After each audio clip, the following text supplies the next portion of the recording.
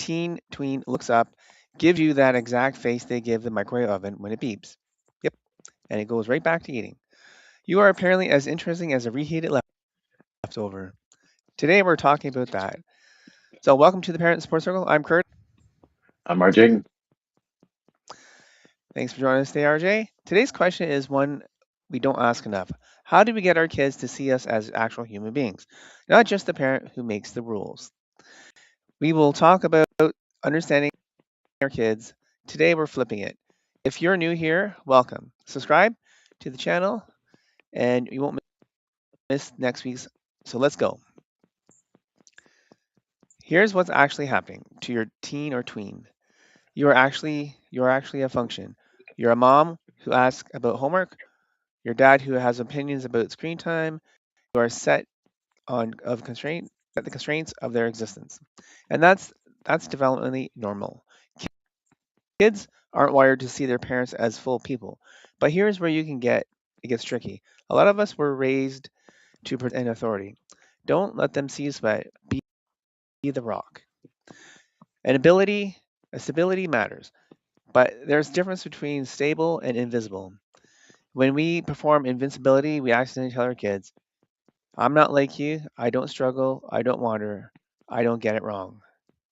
Yeah, I remember, Josh probably, approaching his 20s, said something that stopped me cold. He said, Rob, I never knew you doubted yourself, right? And I thought, what did you think I was doing Yep. all these years? Of course, I doubted myself, right?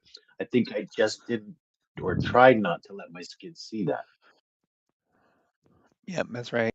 And that's the cost. Our kids go into the hardest years of their lives thinking they're the only one who doesn't have it figured out yet. Because we accidentally told them the adults do.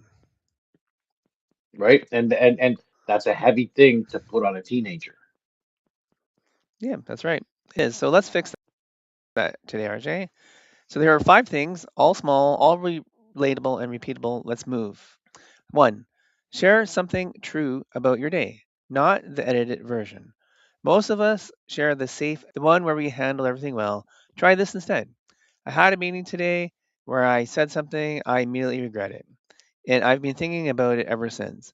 You're not asking them to fix it. You're just letting them know they see you have hard days too. Hmm. Yeah, I did this once in front of Armanda, not because I was planning to, I was just tired, right? And said, Yep. I'm having a rough day. But she put her phone down and asked what happened. I, nearly fell off my chair, right? Oh wow, the voluntary phone putting down.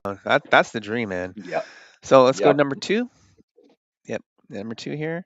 Let them in on something you figured out.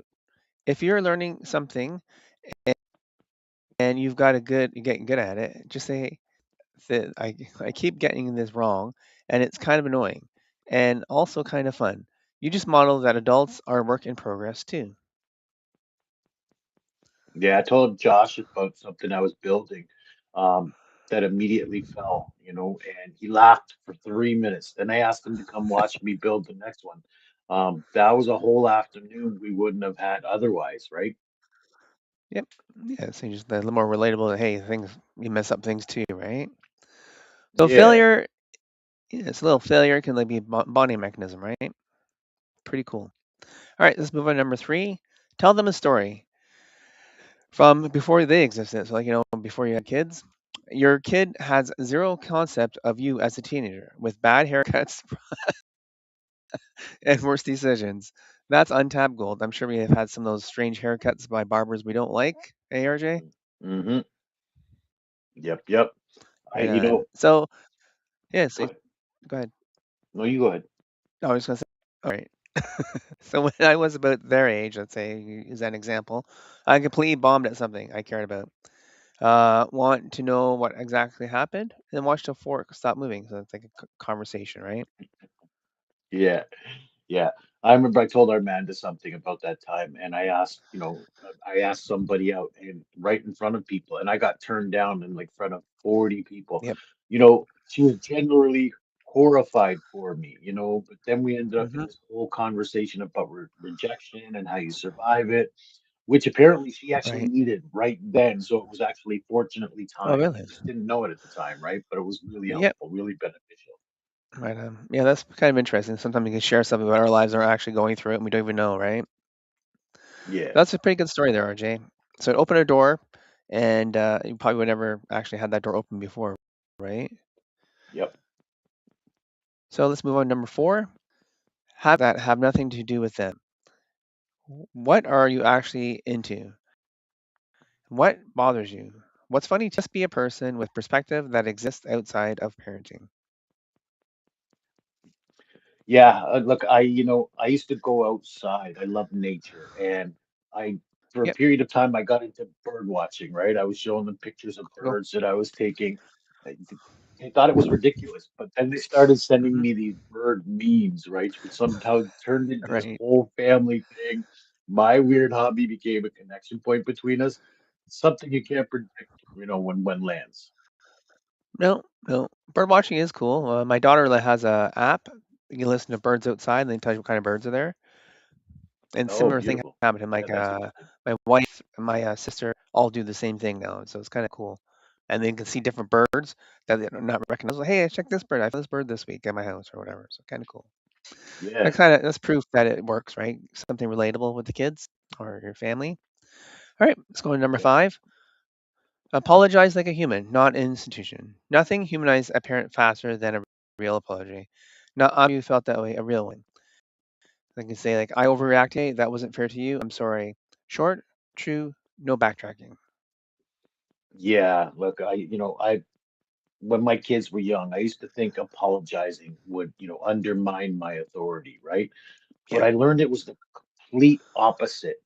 And it gave me power with my kids because it's a connection Hmm. thing, right? The first real apology I gave Right. Josh, again, no buts, no qualifications. He said, "Thanks, Rob," and meant it. That was a turning point, and it opened me up to complete honesty with the kids. Yeah. Right on, RJ. Because a real apology teaches them what accountability actually looks like, which sometimes I think as kids I don't really understand accountability when I was younger. Couldn't see it as much. But as I grew up, I Mhm. kind of found out that it's a well used technique for yourself to help others, right? Which, by the Yep. way, is probably something you're asking them to do all the time, right? Yep. All right, quick but important. None of this means becoming your child's friend or dropping the structure. The limits, the guardrails, and the hard nose, all that stays. What changes is the texture of your relationship inside that structure. When your kid sees you as a real person, they're more likely to actually hear you when you draw a line because it's coming from a human being they know. Yes, small moments repeated over time. That's the formula. Yep, that's right. So here's one thing for this week. Pick one of the five shifts above, or what you've heard. If not, just go back and rewind and check it out. Just one. Try it once. Don't enforce the reaction. Don't announce what you're doing. Just plant the seed. Right? Mhm. Yep. And I love that these five things are pretty much things that we've heard on this show over and over again. Yep. So if you picked up anything from this show, you probably used one of these things. But, again, just pick the one, then do it again next week, and then the week Mhm. after that. Yep. That's how relationship changes. Not in one big moment, but in 100 small ones. We want to hear from you. What's one real thing you've shared with your kid that surprised you by how much it mattered to them? Drop in the comments either here on Facebook or in YouTube, depends where you're watching. And find us at parentsupportcircle.com. You can join the community.